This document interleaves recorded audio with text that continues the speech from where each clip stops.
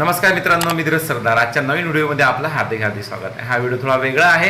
हा व्हिडिओ आहे CTET बद्दल. CTET म्हणजे काय आहे की पुष्कळच्या जे माझे फेसबुक फ्रेंड आहे त्यांना समजणार नाही. तर CTET ही एक प्रकारची शिक्षक पात्रता परीक्षा असते केंद्राची, आणि तुम्हाला जर महाराष्ट्राची पास करायची असेल तर महा-TET असते. तर आता तुम्हाला हे पण सांगतो की महा-TET पेक्षा CTET सोपी असते. थोडं म्हणजे त्यामध्ये पास होण्याचे चान्सेस थोडे जास्त असतात. त्याच्यामुळं आपण CTETकडे थोडं फोकस करूया. ठीक आहे, आपल्याला ती कोणती पण पास असो चालते. त्याच्यामुळं आपल्याला काही लेनदेणं नाही आहे. आपल्याला काय आहे, फक्त परीक्षा पास होणं महत्त्वाचं आहे. आता बघा मित्रांनो, आता यामध्ये CTETमध्ये खूप महत्त्वाचे टॉपिक असतात. त्यामध्ये सगळ्यात पहिला म्हणजे मराठी हा टॉपिक असतो, सगळ्यात सोपा असतो. ठीक आहे, तर सोपा जरी असला तरी हा एक प्रकारचा कन्सेप्च्युअल असा टॉपिक असतो की त्याच्यामध्ये तुमची कन्सेप्ट क्लिअर असलीच पाहिजे, अन्यथा तुमचे सोपे मार्क पण कटतात. तर यामध्ये सगळ्यात महत्त्वाचा टॉपिक असते तर हा असते विशेषणाचा. यामध्ये 3 ते 4 क्वेश्चन असतात म्हणजे असतात, आणि कशावर येतात हे पण मी सांगतो तुम्हाला. आता बघा, सगळ्यात पहिले बघूया आपण विशेषणाची व्याख्या.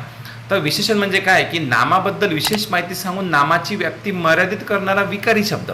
काय म्हटलं मी? नामाबद्दल विशेष माहिती सांगून नामाची व्याप्ती मर्यादित करणारा विकारी शब्द म्हणजे काय? विशेषण असतो, बरोबर.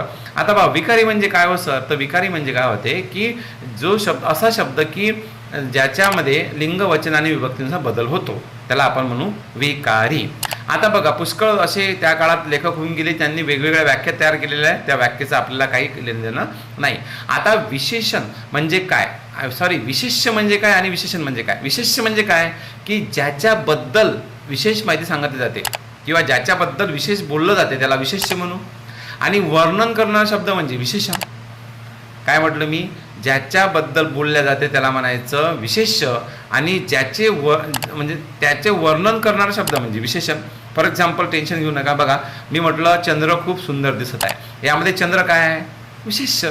म्हणजे ज्याच्याबद्दल बोलल्या जातं त्याला म्हणायचं विशेष्य, आणि चंद्र कसा आहे? सुंदर आहे. म्हणजेच काय की त्याचं वर्णन कोणत्या शब्दाने केलं? ते केलं एका सुंदर एक शब्दानं, म्हणून सुंदर हे विशेषण झालं. काही विषय.